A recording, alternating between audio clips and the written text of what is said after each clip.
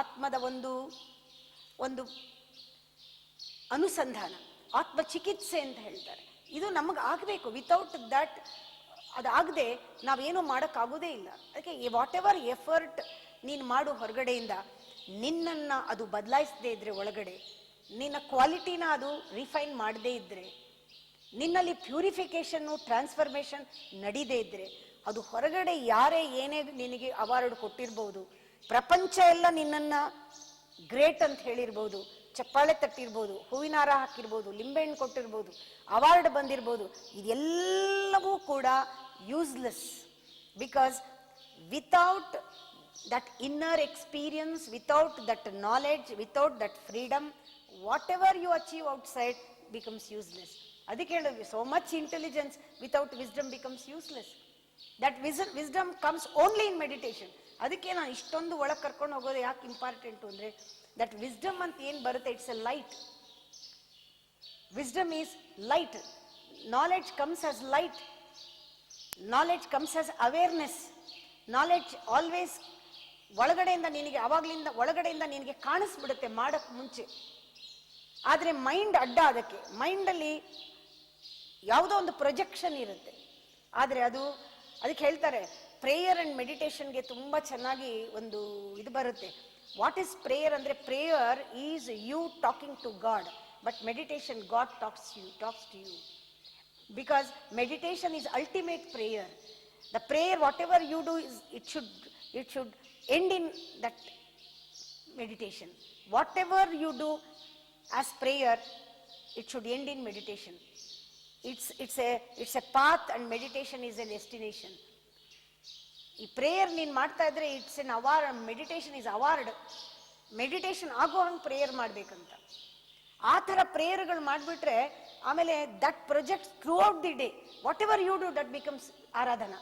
Whatever you do, that becomes puja, because it takes you to that meditation, that bliss. ಅದಕ್ಕೋಸ್ಕರ ಈ ಪ್ರಾಕ್ಟೀಸ್ಗಳೆಲ್ಲ ಬಂತು. ಋಷಿಗಳು ಯಾತಕ್ಕೆ ಇದನ್ನೆಲ್ಲ ಮಾಡಿದ್ರು, ಇದೆಲ್ಲ ಯಾಕೆ ಮಾಡಿದ್ರು ಅಂದರೆ, ನೀನು ಪರ್ಫೆಕ್ಟ್ ಅಂತ ನೀನೊಂದು ಗೊತ್ತಾಗ್ಲಿ ಅಂತ.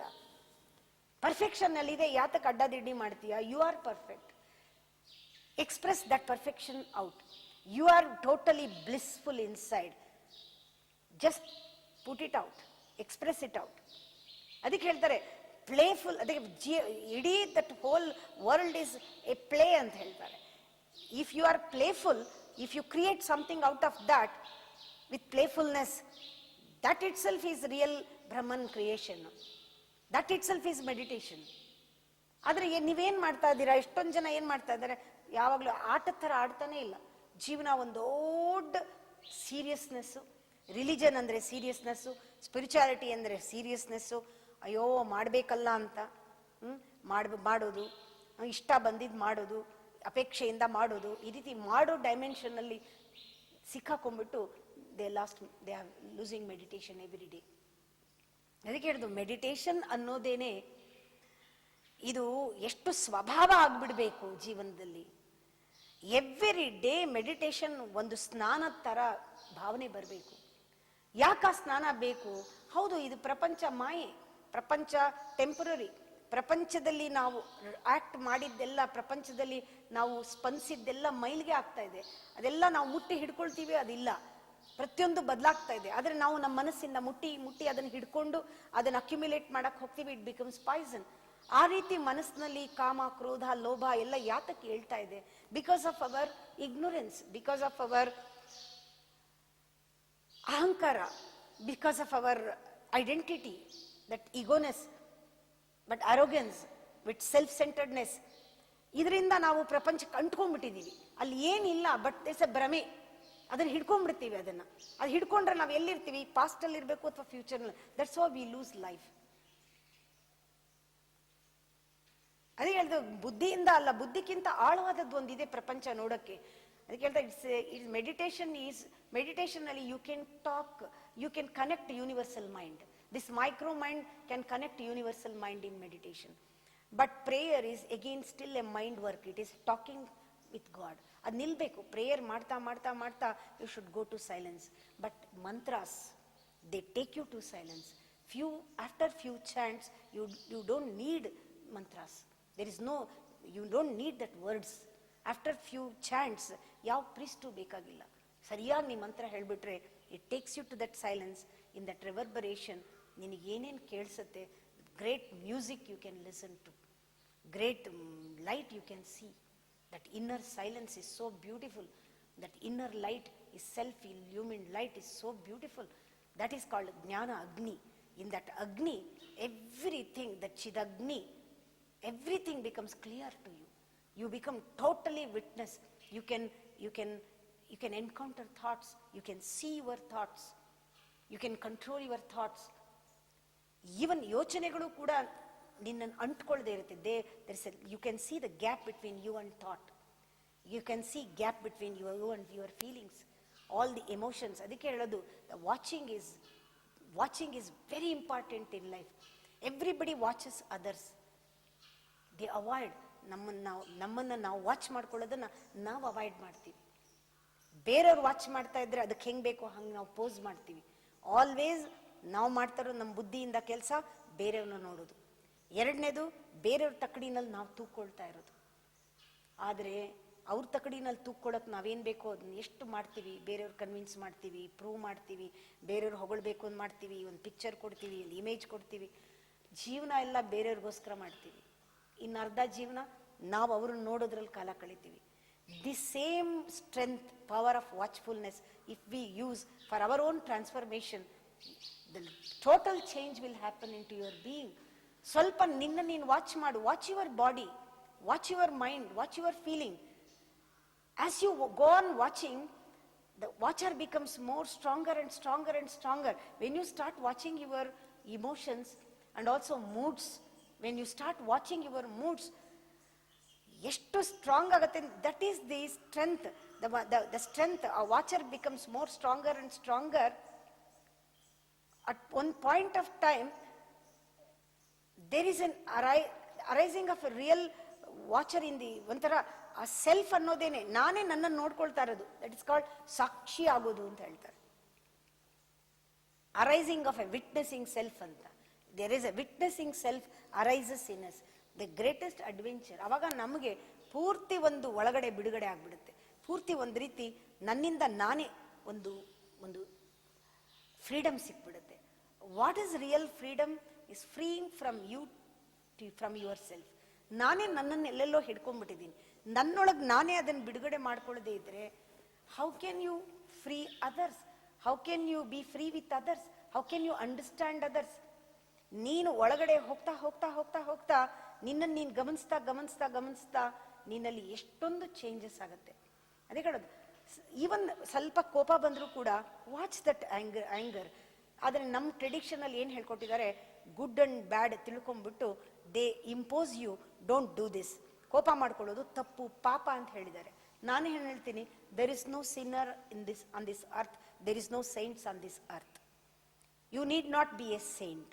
You are not a sinner. Don't call yourself sinner. Because ಕೋಪ ಬರ್ತಾ ಇದೆ, because you are not aware. That is why it is coming. When you are aware, the kopa, you can transfer that same kopa into compassion. You can transfer the same kopa into love, because it is only your expression of the disturbed mind. When you are aware, ಯಾರು ನೋಡ್ತಾ ಇದ್ದಾರೆ ನಿಂಗೆ ಕೋಪ ಬರ್ತಾ ಇರೋದು? ಯಾರು ನೋಡ್ತಾ ಇದ್ದಾರೆ? ನಿಂಗೆ ಗೊತ್ತಾಗ್ತಾ ಇದೆ ಅಲ್ವಾ? The place of seeing that ನಂಗೆ ಕೋಪ ಬರ್ತಾ ಇದೆ ಅಂತ ಏನೋ ನಿಂಗೆ ಗೊತ್ತಾಗುತ್ತಲ್ಲ, the seeing, that awareness is nothing but symbolically we call it as a third eye. If you close this eye means, if you close this eye, third eye opens ಅಂತ ಹೇಳ್ತಾರೆ. Because when you are aware, when you are totally aware, the two eyes are hypnotized with the third eye. ಇಲ್ಲಿ ಏನು ಕಾಣ್ತಾ ಇದೆ ನಮ್ಗೆ important ಅಲ್ಲ, the quality of seeing becomes important. That we call darshana. Darshana is not what you see. Darshana is the quality of seeing. The seeing comes only with the third eye. Third eye is not literally a third eye. Third eye is an awareness. That is Jagrata Avastha. You will be totally aware. ಅವಾಗ ನಿನಗೆ ಏನಿದೆ ಅದ್ರ ಒಳಗಡೆ ಏನಿದೆ ಗೊತ್ತಾಗುತ್ತೆ. That is called intuitive eye. In that intuitive eye you can see the depth. When you go on seeing the depth, you come to know that depth and my depth is one and the same. When you go deeper and deeper, that in that process I can go deeper and deeper into you also.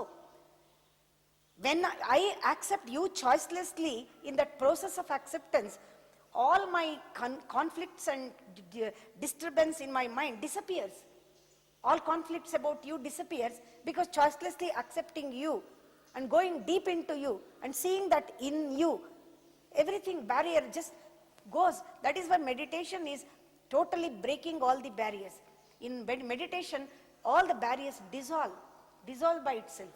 ಅದಕ್ಕೆ ಒಂದು ಸತಿ ಆ ಸ್ಥಾನ ಮಾಡಿ ಹೊರಗೆ ಬಂದರೆ, every day make it a point, give time to your own self. ನಿನ್ಗೋಸ್ಕರ ಮಾಡ್ತಾ ಇರೋದು ಧ್ಯಾನ. It is not as a practice, it not as a ritual, not to please your guru or just to homework ಮಾಡ್ದಂಗಲ್ಲ ಅದು. It should become a nature, part and parcel of your life, ಅವಿಭಾಜ್ಯ ಅಂಗ. ಊಟ ಮಾಡೋದು ಹೇಗೆ ಸಹಜವೋ ಹಾಗೆ ಒಳಗೆ ಸ್ನಾನ ಬೇಕು. ಒಳಗಡೆ ಸ್ನಾನ ಇಲ್ಲದೇನೆ ಎಲ್ಲಾನು ಒಳಗಡೆ ಆ ಫಿಲ್ತ್ ಕರ್ಮ ಎಲ್ಲ ಕಟ್ಕೊಂಡ್ಬಿಟ್ಟಿದೆ. ಅವಾಗ ಏನಾಗುತ್ತೆ, ನಿಮ್ಮ ಪರ್ಸನಾಲಿಟಿ ಬೆಳಿಬಹುದು, ಆದರೆ personality is not important in life. You have to have your individuality. That individuality is not given by your university, society, your family. ಎಲ್ಲಿಂದಾನೂ ನಿಮಗೆ ಸಿಗ್ತಾ ಇಲ್ಲ. ಅಲ್ಲೆಲ್ಲ ಕೊಡ್ತಾ ಇರೋದು ನಿಮ್ಗೊಂದು ಪರ್ಸನಾಲಿಟಿ ಕೊಡ್ತಾರೆ. ಆ ಪರ್ಸನಾಲಿಟಿ ಬೇಕಾದಷ್ಟಿದೆ, ಒಂದಲ್ಲ ಒಂದು ಪರ್ಸನಾಲಿಟಿ ಇದ್ದೇ ಇದೆ. ನಿಮಗೆ ನೀವೇ ಕೂತ್ಕೊಳ್ಳೋಕೆ ಇವೆಲ್ಲ ಅಡ್ಡ ಆಗ್ತಾ ಇದೆ. All prisons are in your mind. Nothing pollute you, nothing enters in deep into you. ಒಳಗಡೆ ಏನು ಫಿಲ್ತ್ ಹೋಗಕ್ಕೆ ಸಾಧ್ಯವೇ ಇಲ್ಲ. You are so pure. You experience that purity every day. 5 minutes. Use whatever technique you use. That is not for only doing, even coming to temple, doing puja is not important, it is secondary. If it helps you, it is okay. We have to create such an ambience to help, because a process nalli enagutte, when I meditate, wherever I meditate, I leave that fragrance here, that strength here. I radiate such vibrations. I believe that vibration stays here. When I do japa, when I meditate, I totally give that kind of strength to this place. ಆ ಥರ ಮಂತ್ರದಲ್ಲಿ ಸಾಧ್ಯ ಇದೆ. ಆ ಥರದ ಜಾಗ, ಮಂತ್ರದ ಶಕ್ತಿಯನ್ನು ಕೂಡಿಡುವ ಜಾಗ ದೇವಸ್ಥಾನ. ದೇವರ ಶಕ್ತಿಯನ್ನು ಕೂಡಿಡುದು. ಇದಕ್ಕೆ ಯಾರು ಬೇಕು? ಇದಕ್ಕೆ ನೀನೇ ಬೇಕು. Here God is not important, you are important. Your godliness is important, your quality is important, your deep thinking is important, your giving is important, your total offering is important. That is the contribution. ಅದು ಆ ಥರ ಅದೇ contribution ಅನ್ನೋರಿಗೆ ಜೀವನ ಪೂರ್ತಿ ಅರ್ಥ ಆಗಿರುತ್ತೆ. S, ಇದು ಹಾಗೇ ಇದೆ. ಈ ವರ್ಲ್ಡ್ ಇರೋದೇ ಇನ್ಕಂಪ್ಲೀಟು. ಇದು ಅರ್ಧ ಮಾತ್ರ ಸತ್ಯ. ಒಳಗಡೆ ಯಾವುದೋ ಶಾಶ್ವತವಾದದ್ದು ಮಲಗಿದೆ, ಇನ್ನು ಕೆಲವು ಎಕ್ಸ್ಪ್ರೆಸ್ ಆಗಿದೆ. ಇದರ ಸ್ವರೂಪನೇ ಬದಲಾಗೋದು. ಇದು ಇರೋದೇ ಹೀಗೆ. ಈ ಪೊಲಾರಿಟೀಸ್ನ ನೋಡೋದೇ ನನ್ನ ಕಣ್ಣು. ಮೂರನೇ ಕಣ್ಣಲ್ಲಿ ನೋಡಿದ್ರೆ ಯಾವುದೋ ಒಂದು ಶಾಶ್ವತವಾಗಿ ನಿದ್ರೆ ಮಾಡ್ತಿರೋ ಶಿವ, ಅವನಿಂದ ಒಂದು ಮಾಯ ಅನ್ನೋದು ಹೊರಗೆ ಬಂದು ಏನೋ ಒಂದು ಆಟ ಆಡ್ತಿದೆ. ಆಟದಲ್ಲಿ ಬಣ್ಣಗಳಿದೆ, ಡಿಫ್ರೆಂಟ್ ಕಾಂಟ್ರಡಿಕ್ಟರಿ ನೋಟ್ಸ್ ಇದೆ, ಡಿಫ್ರೆಂಟ್ ಕೈಂಡ್ ಆಫ್ ಇದೆ. ಈ ಅಪೋಸಿಟ್ಸ್ ಇರೋದು ಟ್ರೂತ್. ಅಪೋಸಿಟ್ ಇಲ್ಲದೆ ಏನೂ ಮಾಡೋಕ್ಕಾಗಲ್ಲ. ಯಾವಾಗ ಅಪೋಸಿಟ್ನ ನಾವು ಒಪ್ಕೊಳ್ತೀವೋ, you can transcend. You intelligent person, intellectual person with wisdom can transcend polarities and go beyond the time and space. He can go beyond world, inside and outside. I think there are two worlds for you. One, the world of silence, world of senses. You have to choose the world of silence. When the world of senses stops, world stops, all language stops, you go beyond. That silence is meditation. When you go to the profound silence, you can just ಎಲ್ಲ language ನಿಂಗೆ ಅರ್ಥ ಆಗ್ಬಿಡುತ್ತೆ. When you go to that silence, everything becomes. ಅದಕ್ಕೆ ಹೇಳೋದು, ಆ truth ಹೊಟ್ಟೋಗ್ಬಿಟ್ಟಾಗ my enlightenment and Shankaracharya's enlightenment is not different, it is one and the same. ಅಲ್ಲಿಗೆ ಒಳಗೋದ ತಕ್ಷಣ, ನಾವು ಒಳಗೆ ಹೋದ ತಕ್ಷಣ the quality is one and the same.